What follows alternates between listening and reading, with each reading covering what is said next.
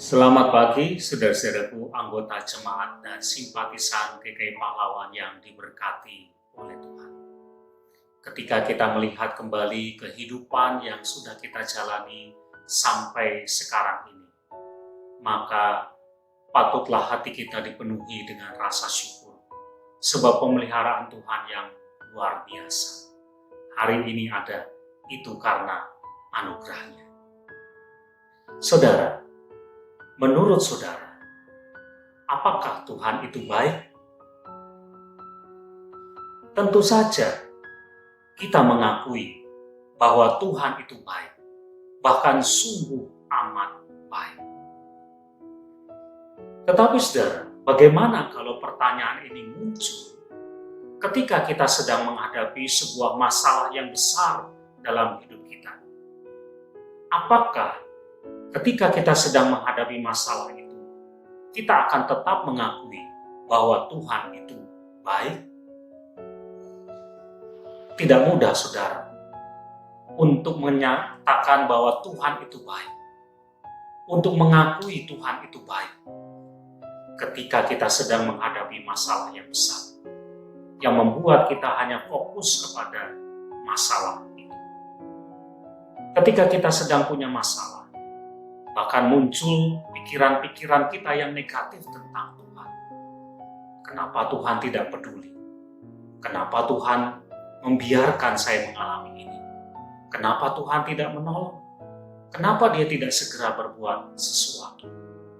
Dan itulah sebabnya kita akan sulit untuk bersyukur kepada Tuhan. Apalagi saudara, kadang-kadang kita punya ukuran sendiri-sendiri tentang bagaimana Tuhan yang baik itu. Menurut kita Tuhan itu baik kalau begini, kalau begitu. Tapi kalau tidak begini dan tidak begitu, maka Tuhan itu tidak baik. Saudara, kita diingatkan untuk terus punya pengakuan bahwa Tuhan itu baik. Dari mana munculnya pengakuan bahwa Tuhan itu baik? Mari kita perhatikan firman Tuhan yang tertulis di dalam Mazmur 34 ayat yang ke-9 yang mengatakan demikian. Lihatlah dan kecaplah betapa baiknya Tuhan itu. Dari mana kita bisa tahu Tuhan itu baik? Melihat. Melihat itu artinya kita memperhatikan apa yang Tuhan sudah lakukan, apa yang dikerjakan oleh Tuhan dalam hidup kita. Dan yang kedua, kecaplah, rasakanlah, nikmatilah, hayatilah, bahwa kalau kita masih ada sampai hari ini, itu semua karena Tuhan baik. Jadi saudara, ketika kita sedang mengalami masalah, persoalan dalam hidup kita, itu mestinya tidak membuat kita lalu berkesimpulan Tuhan itu tetap baik. Apapun pergumulan hidup kita, apapun yang terjadi dalam hidup kita, kita harus tetap mengakui bahwa Tuhan itu baik. Dengan apa?